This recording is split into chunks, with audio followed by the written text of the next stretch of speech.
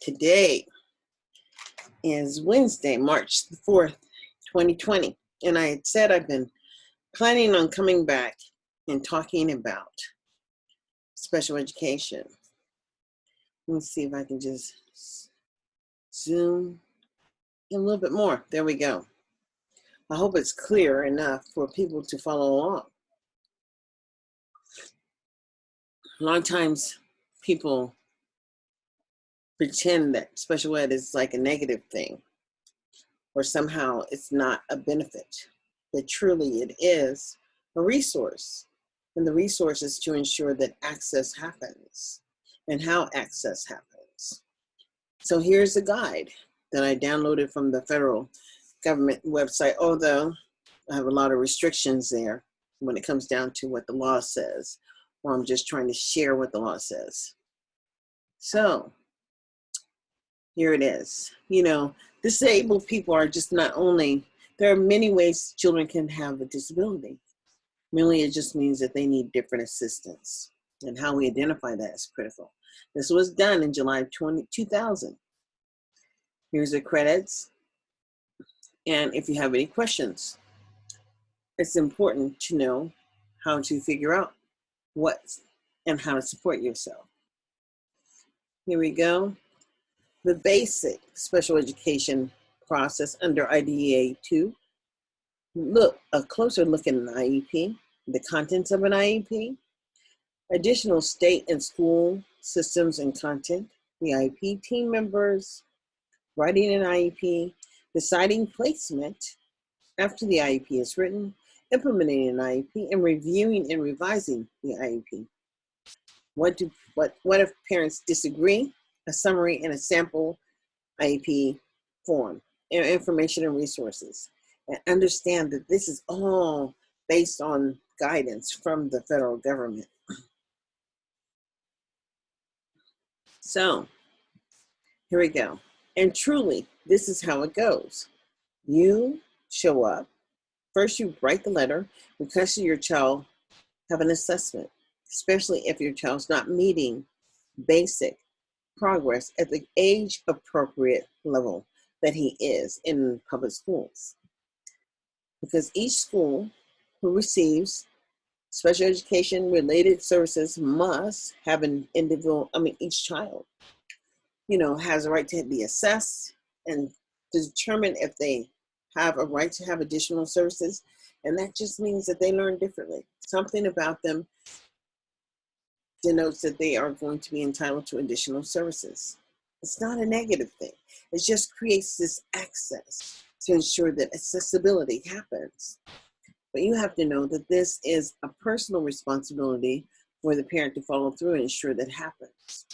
So writing each student's IEP takes place within a larger picture of special education processes under IDEA. Before taking a detailed look at the IEP, it may be helpful to look briefly at how a student is identified as having a disability and needing special education related services. Thus, an IEP is created. Children as identified as possibly needing special education services. So see that word right there, child find? Number one, every state who receives federal dollars has a responsibility to do this child find. And believe me, it is at a young age before the child is, I think it's around 3 years old. Because language, that's when the language starts to form. So anyways, referral or request for the evaluation. And the parents may write this request and give it to a school professional to have the child assessed or evaluated. And that's at 3 years old for speech and language development. Once the child is evaluated, then they have this independent educational evaluation. And once you have a district do it, you have a right as a parent to request a second assessment if you disagree with whatever the local district has come up with. Here we go.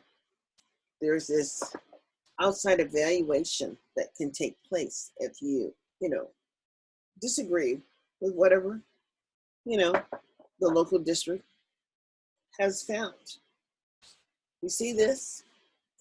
If the child is found to be with a disability, as defined under IDEA, he or she is eligible for special education related services within 30 calendar days. Understand that calendar days is what we're talking about.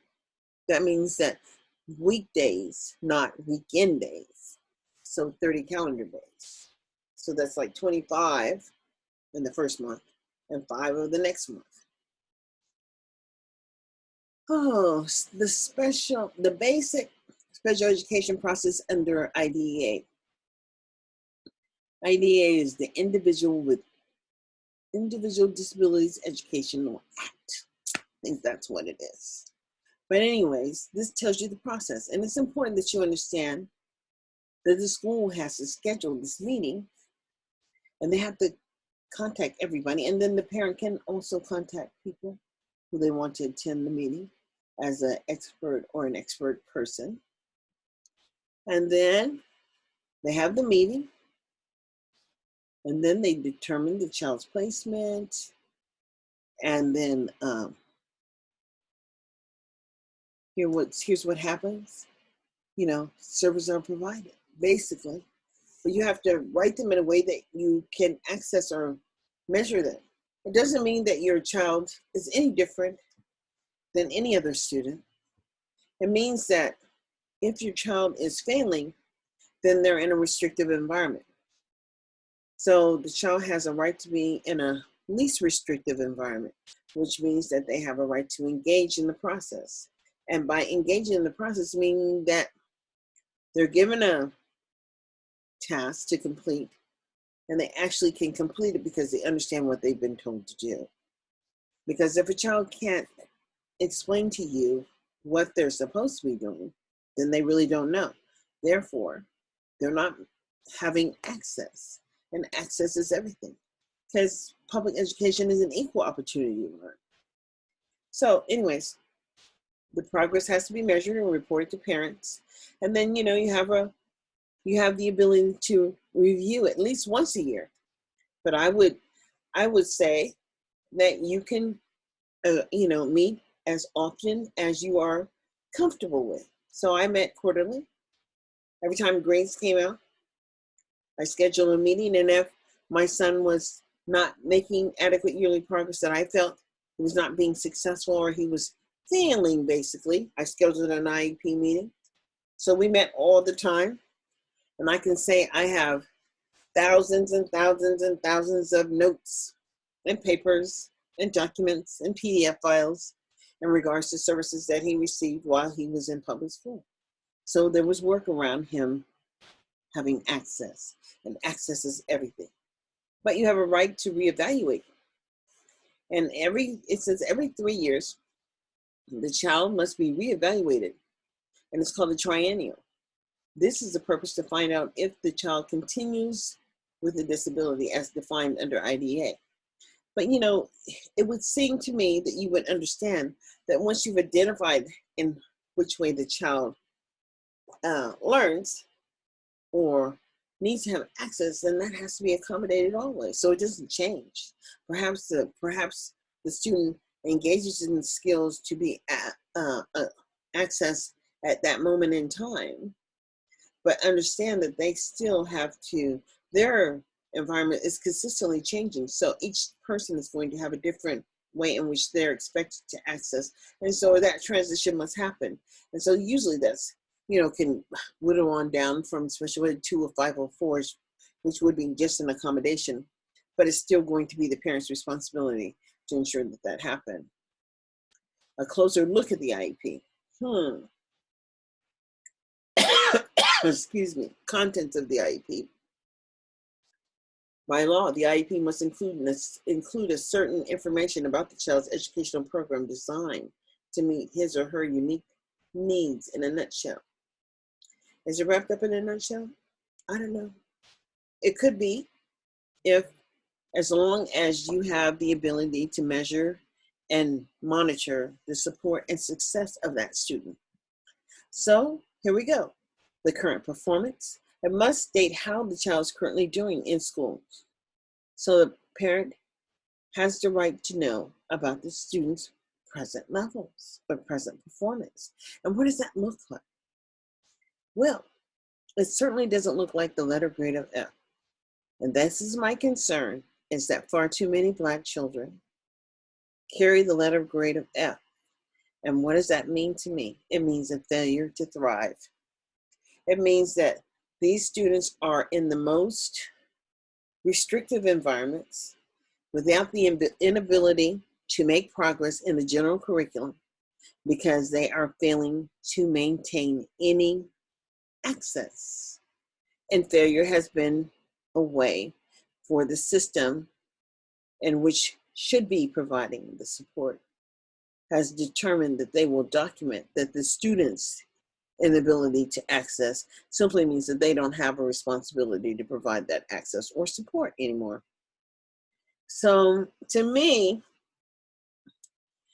I see it as criminal behavior simply because here in Nevada, they also have figured out a way, now this is unique, to lower the graduation requirements. And because the federal government has accomplished an accommodation for that, meaning that children who are getting a lower degree or certificate of completion don't have the same access to aftermarket services as all other children, simply because they didn't graduate at the same level. So you can't recognize the certificate that they get at the same level as a person who got a regular high school diploma. And so therefore, they may not be able to get into the military, and they may not, unless probably if there was a war, I'm sure they would take them. Or, that's a horrible thing to say, but most likely they would take them. And then children with certificates of completion also do not qualify for federal financial aid. So they probably qualify for some other programs, but a lot of the scholarship or the financial support for a child who's already met the minimum qualification, of course, they just walk in the door and they're eligible for it. So anyways, what do annual goals look like? That's where you really need to be careful, because if you see this, these are goals that can be reasonably accomplished in a year. These goals are broken down to short-term objectives and benchmarks, and the goals may be academic or to address a social behavioral need related to physical needs or address other educational needs. These goals must be measurable, meaningful, must possibly be measured, whether the student can achieve these goals or has achieved these goals or whatever. Let me just tell you, because everyone has rushed to this social emotional learning and made it a specific requirement for access to public services. And so that too can get you a letter grade of F. And quite frankly, you have to be able to function in society. So how are we ensuring that, you can't just put it on this ADHD. ADHD is just another excuse, I feel, to figure out how not to transition people to public services. Put it all on the person who's unwilling to transition. But I know from experience, and from being an experienced parent, that quite frankly, all children can learn. Now it's what they're learning that we need to concern ourselves with, because if we let them watch too much television or play too many video games or do too much of anything in one way, too much of anything is not good for you, just like overeating. Anyways, special education related services. Ooh, Lord. We have a lot of third-party providers in this piece right here, because there's supplemental aids. And, they're helping to provide development of school personnel that we're going to assist in providing support to these families. And there has to be a level of maintenance and expectation to monitor the benefit of partnering with such people who get contracts and services. Participation with non-disabled children, meaning that They cannot isolate your child and keep them in all isolated programs. And these children have a right to participate in the statewide or the district-wide tests. And, the whole thing is that if your child is engaged in learning, then understand this, truly, they are making a benefit. So if you're benefiting, you can, if your services are that of creating access for you, simply so that you can be the best that you can be, then those are just learned skills. And once you learn the skill, then you don't have to go back and, it's like luggage. That's how skills come along. Just like I know how to do what I'm doing right now. It's a skill. And believe me, I learned all on my own. Trials and tribulations. We move forward. So anyway, transition needs. And so it tells you when the transitional services are supposed to begin. And see this at the age of 16, we should be thinking about what the support is needed for a child at the age of 16 to transition to this independency.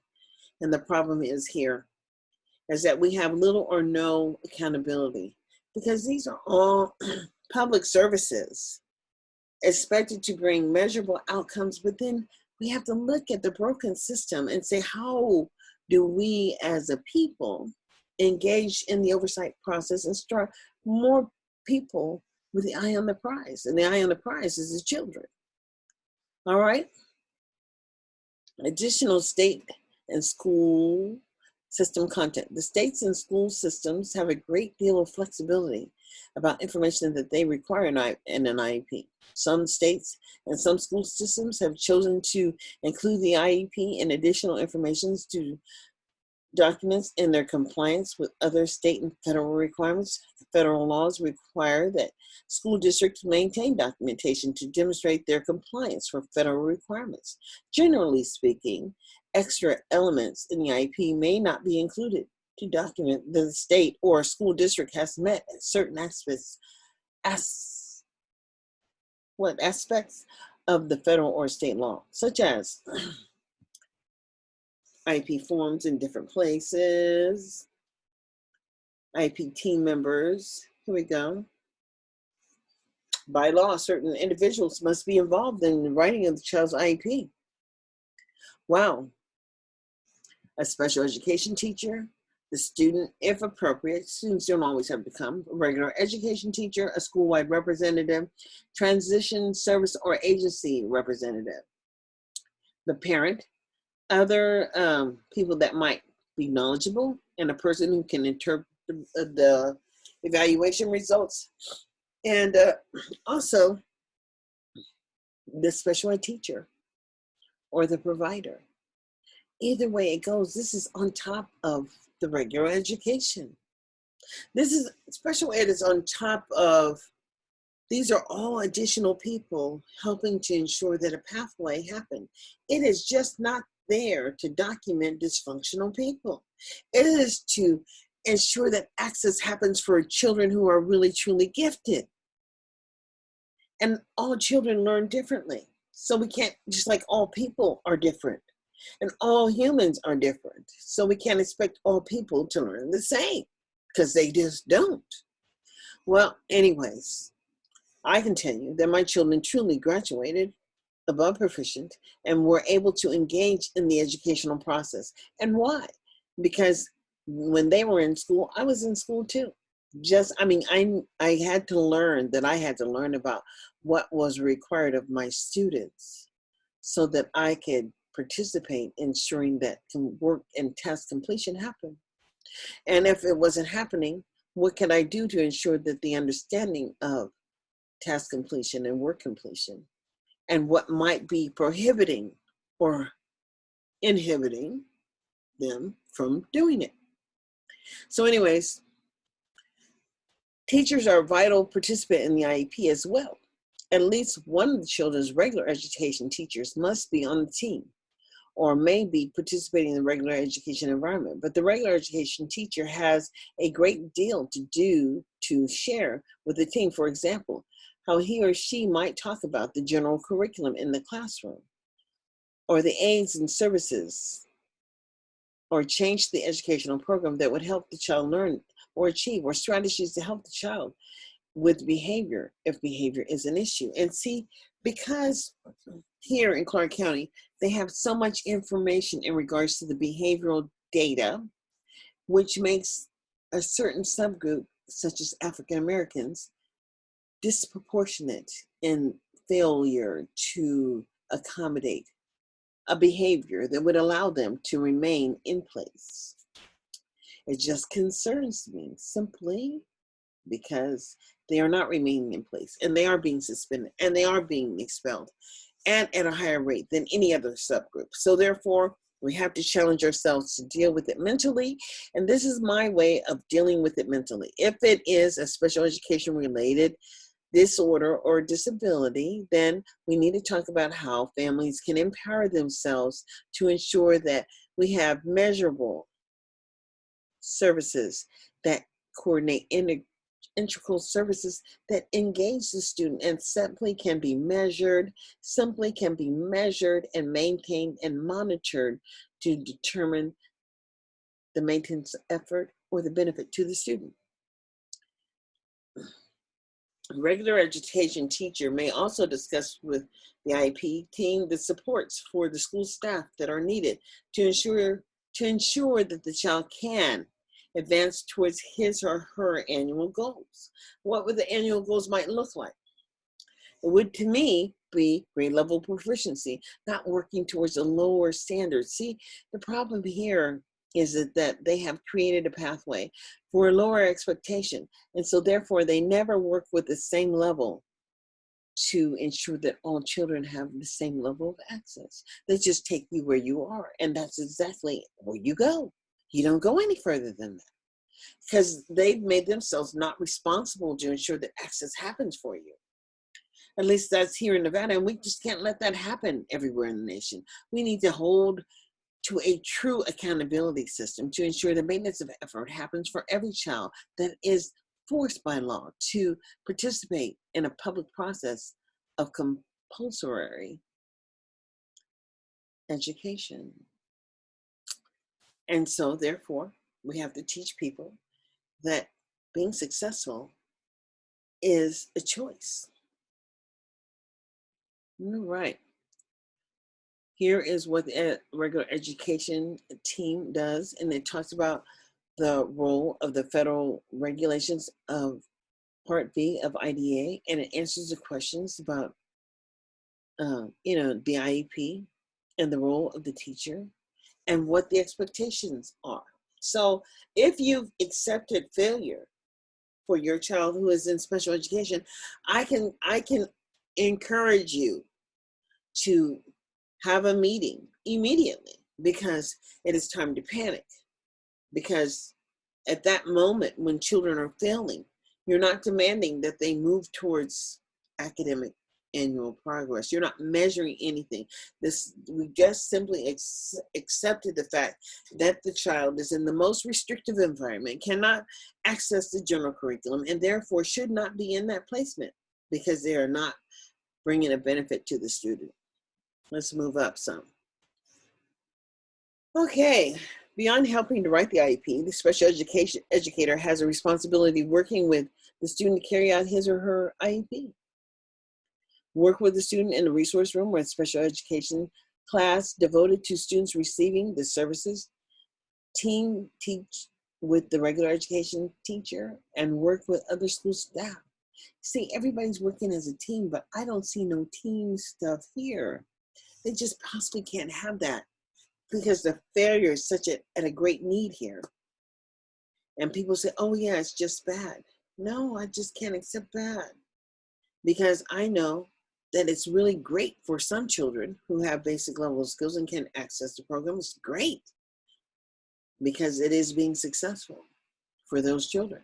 But for the children it's not being successful, we have to look at what's happening and reassess and redetermine what we need to do to ensure that access happens, because we need to understand that these children are in the most restrictive environment. It looks like sometimes that I'm so clear here, but then when I upload the video, it's kind of like blurry. We'll have to work on that. The related services a child may require related to services that benefit from special ed are ideology, counseling, early identification and assessment of the disabilities, medical services, occupational, what are occupational therapy, orientation, mobility, parent counseling and training, physical therapy, parent counseling and training of family members. Let's get real. Somebody's getting that money, but they're not making it happen.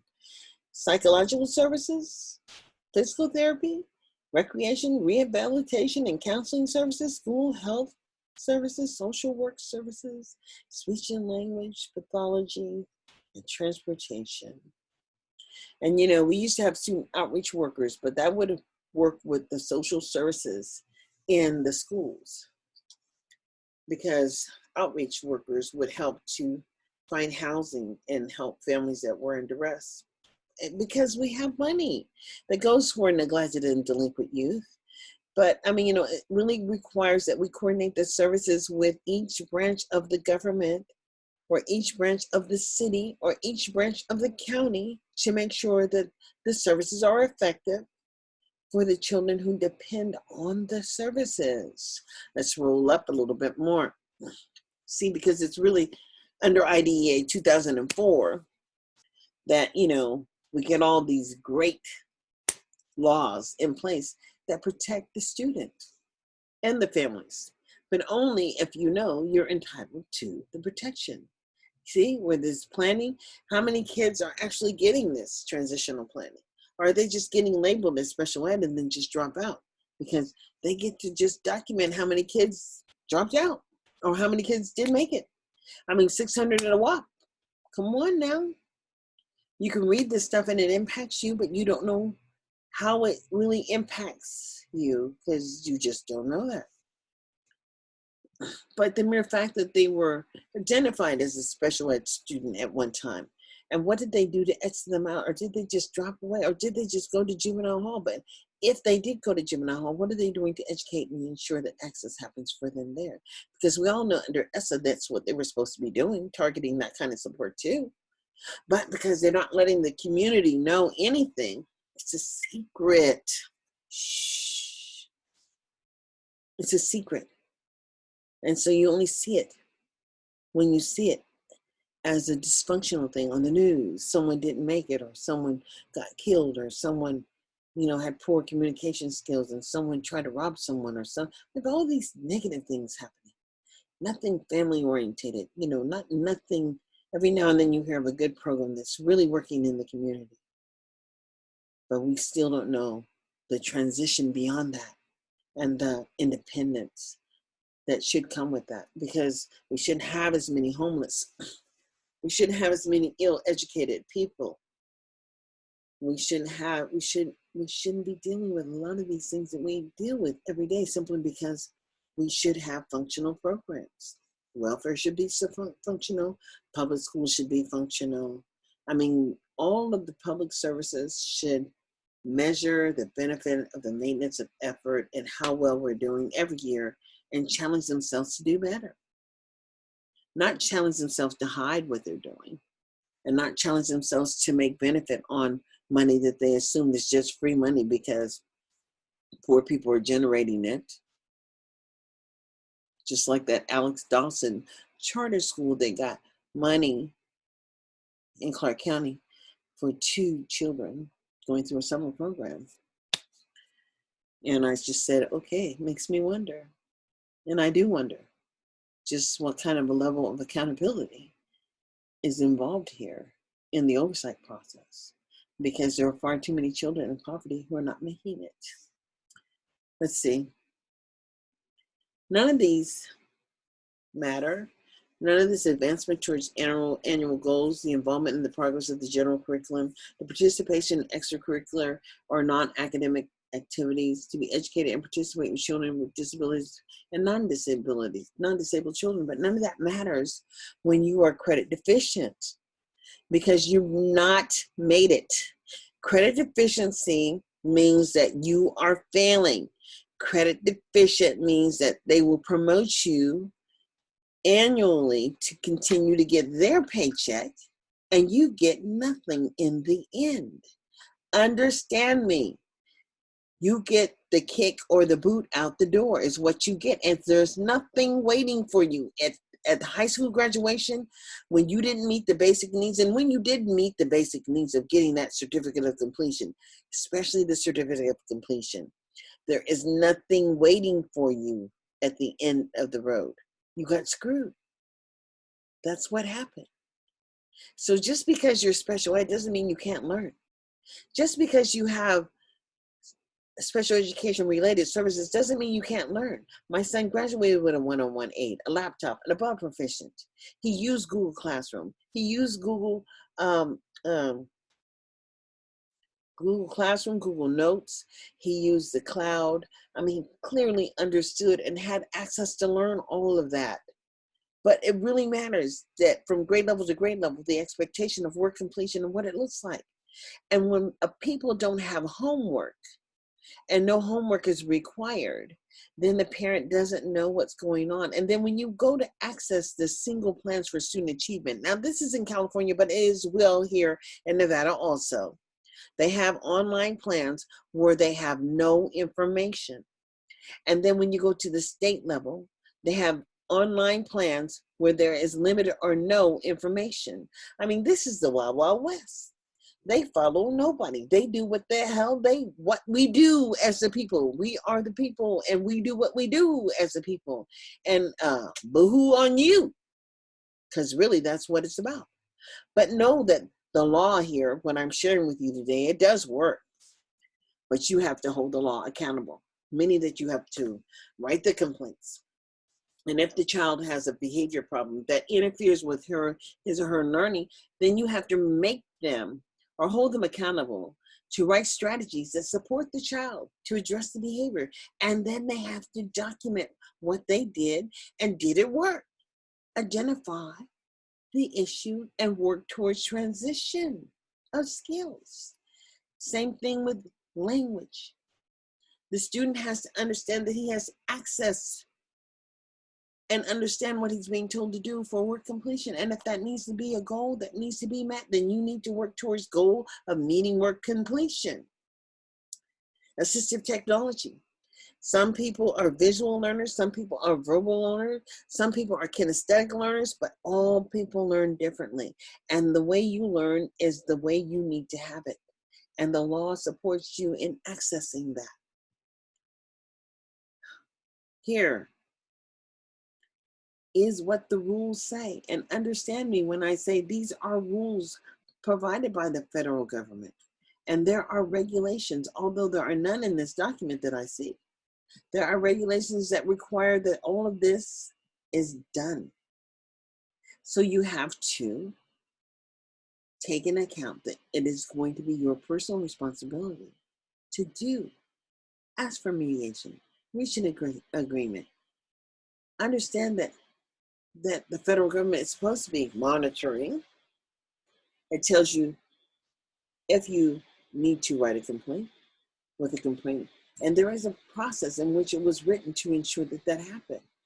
And then here is the law.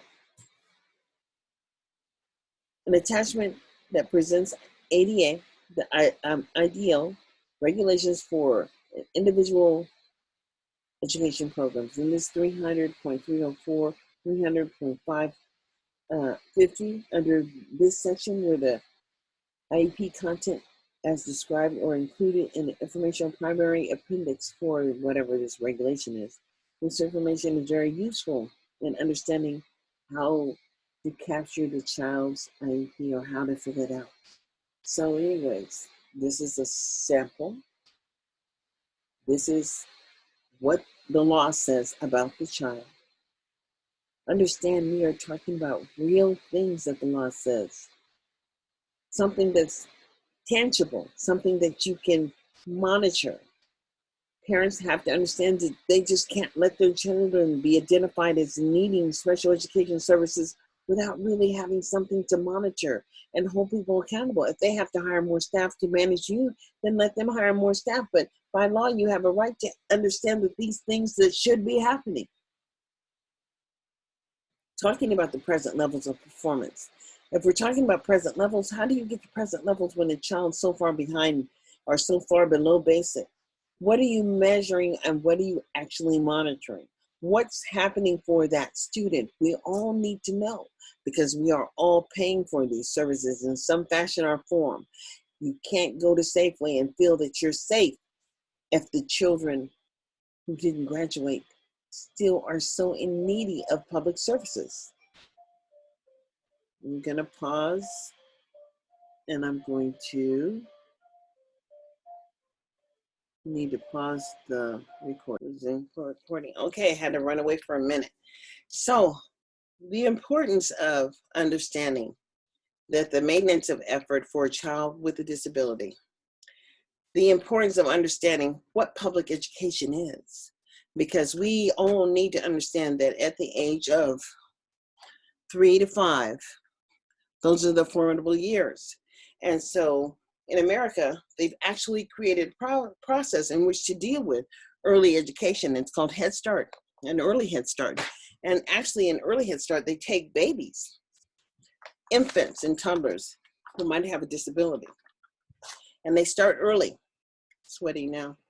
And so those children truly have a good opportunity because those families get in and start understanding the maintenance of effort that they have to do and ensure that their children have access. Because access is everything.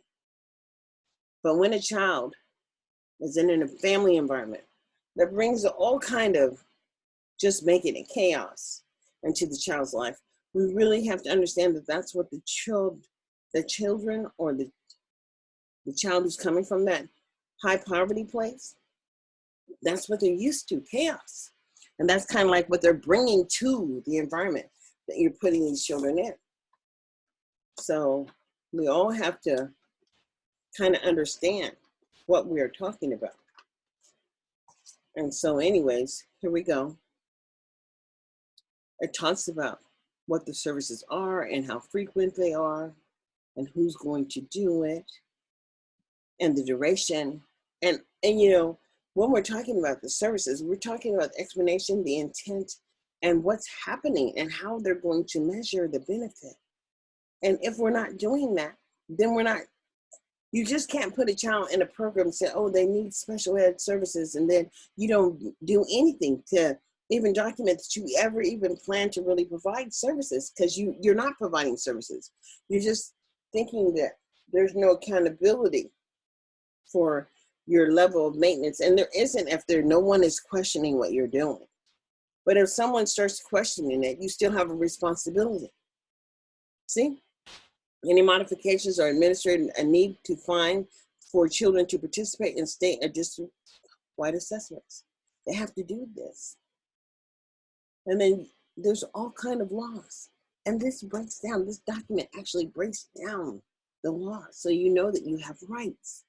I want you to start implementing your rights and understand that there are people that you can contact and they will help and walk you through. They used to provide so much support for families and parents, but there are still places that you can find this assistance. And so that's why it's important for you to understand that the final regulations for IEPs is still the same, basically. There's no requirement for change. There's a requirement for you to educate yourself as a parent of a child who may or may not have a disability. And even if there is a disability, to know that the disability could be considered simply because the child is gifted. And that could be considered different too, because it's really all about how children learn. Special education is not a curse. And I need you to follow me on my YouTube channel, it's Darlene Anderson, or subscribe to my YouTube channel where I'm going to put this video, or follow me on Facebook, and share with your friends. And if you have questions, hit me on my inbox. Until I start learning how to really live stream, I want to be responsive and support families who have children who are not making progress in the general curriculum or the general classroom, and have to know that they have right to do so. So here's what the law says. Here is the law, and this document is all online. You have to know that everything you need is right there before you. And truly, it is online. And you can, if you can believe it, you can achieve it. And that's how you have to walk in life. You have to walk and understand that it, everything in life is right there for you, but you have to be willing to do the work. So I'm going to end this recording for now. Share on my Facebook. Follow me, subscribe, share with a friend. And if you have any questions, know that I know what I'm talking about when it comes to special education, when it comes to gifted and talented, when it comes to non-specific disability, and when it comes to the severely mentally retarded or communication handicap, or all those different kind of labels that they want to put on children as if that prohibits them from accessing the general curriculum. Know that it doesn't. So, like I said, stop the recording and have a nice day.